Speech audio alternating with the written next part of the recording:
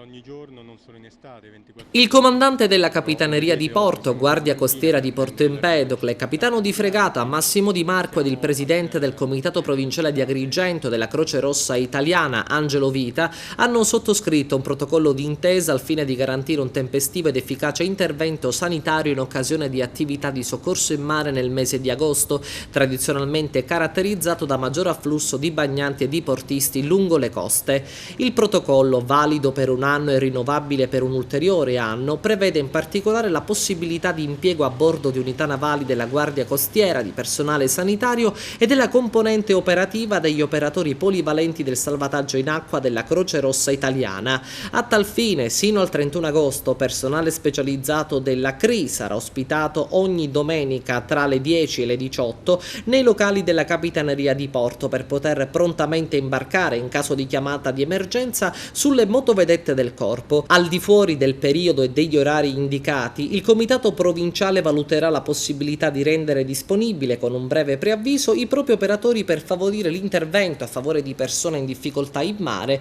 e per fornire un supporto sanitario atto a stabilizzare, assistere e trasbordare feriti, traumatizzati ed ammalati, nonché per prestare ogni possibile ausilio in occasione di attività di pattugliamento dei litorali e delle zone costiere o di esercitazioni congiunte.